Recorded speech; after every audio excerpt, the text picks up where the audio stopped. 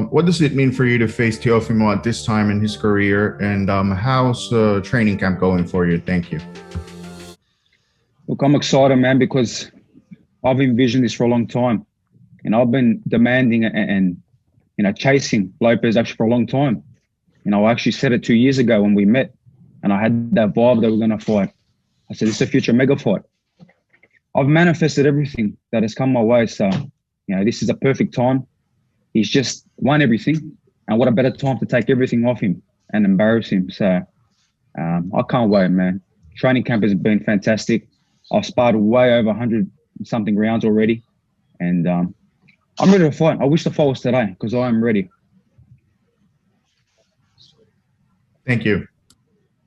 All right. Our next question is Jeremy Herregis. Hi, George. Thank you for taking the time to talk. Looking back, I mean, it was October of last year since either of you fought.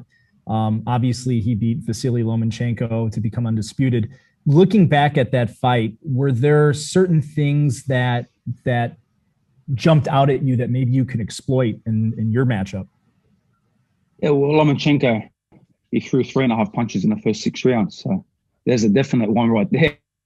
Throw more punches and fight. The guy was out for 400 and something days. That was not Lomachenko. That was like a half a Lomachenko. And with the one shoulder, we saw it was a half a Lomachenko. Lopez got very lucky that night. Very close fight. And, if Lomachenko pressed him a little bit earlier, we'd be talking about Lomachenko right now. But I saw a lot of holes in his past fights as well, the Nakatani fight. Even the Kambosos fight, there are holes there. Kambosos, made a mistake and he got caught. But he could have easily been on the receiving end of that right hand. But I got a great team. I've been in camp, for well over 2 months now here in America. And I've been preparing. Like I said, I've been preparing for this fight mentally for 2 years since I met him. Thank you. All right. Next up is Eduardo Solano. Hey guys, good day. Nice shirt, George. I'm pretty sure that's a shot to Teofimo Lopez, who was born in Brooklyn. The Lopez family state that you're going down in 3 rounds. How do you feel about the confidence that they showing? Is this like something that adds extra motivation? Yeah, look, man, Brooklyn, because I'm more Brooklyn than this kid. He's not from Brooklyn. He's a fraud. He's from here. He's from Davie. He went to school here. He grew up here. All his friends are here. He boxed here. So I don't know where this Brooklyn fake personas come from, but everything about him is very fake. So I thought, you know what? I'm more Brooklyn than him, so I might as well rep Brooklyn as well. Whatever they're saying, 3 rounds, 4 rounds, whatever they're saying, they better hope it's 3 rounds because he's a 3-round fighter when it comes after 3 rounds and I'm still there and I'm laughing at him and I'm coming forward. Then he's in big trouble. He's going to be in very deep waters. And I look forward to drowning him and showcasing what I'm about. Whatever they're saying, whatever they're doing, that's not my problem. I'm focused on my game plan. I'm focused on what I'm doing. And I'm coming to win this fight. There's no doubt about it. All right. Next up is Michael Woods. Hey, George, Jerry, thanks for taking the question. I appreciate it. George, yeah, I detected a little snippet of a Brooklyn accent, I think. When you said something there, it sounded like you're from there. I'm actually in Park Slope, Brooklyn right now. So your shirt, I did see it and I did note that. So thanks for the explanation on that one. George, I'm interested and curious on this. You seem to have an extra edge for this one. I know we're trying to promote the fight and such, but you do seem to have an extra edge. Will there be any danger of fighting, angry, too passionate, too fired up to hurt this guy? Is that something you've talked about with your trainer? Like I said, we've got a great game plan. I'm cool, calm, collected. When I fight, it's tunnel vision. And whatever raw emotion comes, leading up, I come into that ring with no emotion. I'm ready to win this fight. We've got a great game plan. We've got a great team. And, that really has been no stone unturned. Like I said, I'm ready to fight right now. I've been ready to fight since we had the press conference when he wanted to do it the day after. No, let's do it. We'll do it right now. That's why when he stood up, I was ready to stand up and go right then. He's lucky I was holding that mic in my hand because I'll tell you, I was about to let loose a nice right hand.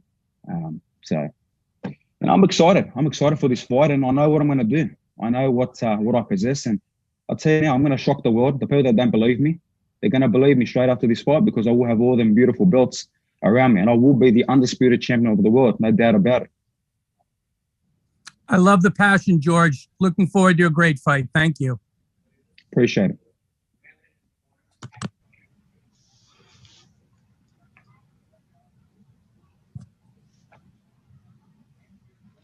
Hey there, George. Appreciate you making some time. No problem. My guy, Nick. What up, George? How are you, brother? I'm doing well, man. How are you?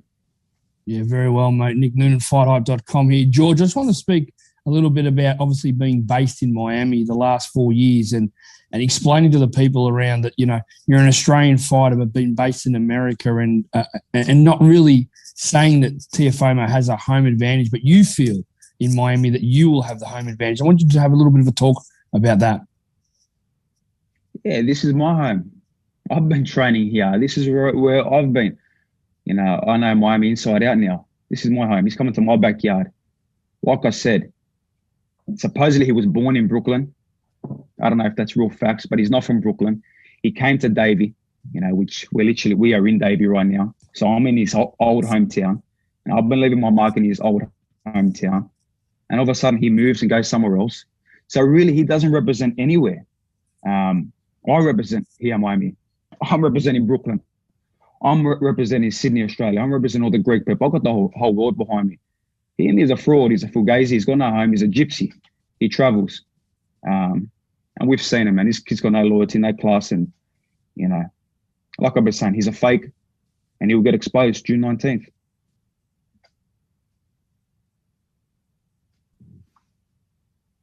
All right. Next up is Cynthia Conte, Ring TV. Hi, George. Yeah, the other day we did speak with Teofimo, and can you talk about, he said that in this fight, you are going to be leaving on a stretcher. Has there been any animosity? Did something happen between you two for you guys to hate each other this much? Can you talk about that, please? Look, he can say whatever he wants, but that's the voice of a scared little boy. The guy's a kid. He's not a man. And whatever. He wants to say that, all right, I'll go one better. I'm going to put him in a body bag. I'm coming to fight. I'm not Lomachenko. I'm not Nakatani. I'm not Kami. For some reason, I'm afraid of you. I don't fear you one bit. And he saw that firsthand in the press conference. He saw that the day after at the Jake Paul Ben Askren fight when we went head to head. I'm in his head. I've been in his mind for a very long time. And, you know, he's got what I want. Whatever animosity he has for myself, no problem. You know, he can have it. But I am coming to take all his belts, and you know, I'm so fired up for this fight. I'm in great condition. I'm ready to fight right now. And he's got what I want. He's got them belts. I'm ready to take them off him. All right. Best of luck to you. Appreciate it. All right. Next up, Jeremy Herregis. Hey, George. So kind of following up on that, calling him a fugazi, if you can kind of elaborate on that, and kind of, you also mentioned the fight against Comey. Do you think that he's benefited from his power, that his power has bailed him out? Is that kind of what you're seeing, or what is it that you're seeing? He's a fugazi. You know what a fugazi is? It's a fraud. Oh, yeah. It's a fake. It's a fake. It's a fake persona. You know, the guy contradicts himself all the time. He says one thing for the cameras, wants to be the good boy, then all of a sudden he says another thing. He done the same thing about Manny Pacquiao when he got asked about Pacquiao. Oh, the guy is he's not real. I can't believe he's going to fight Spence. But 2 months ago, he was writing him off and saying, "Oh, who's Pacquiao? Kambosos sparring Manny. You know, big deal. We'll bash Manny Pacquiao." So he's a fraud. He's a fake. What you see with me is real. What you get is real. The way I talk to the person next to me is the way I'm going to talk to the media. Is the way I present myself in the ring. There's no bullshit with me. But with him, there's always these different characters, what you're going to get. So I just see him as a fake.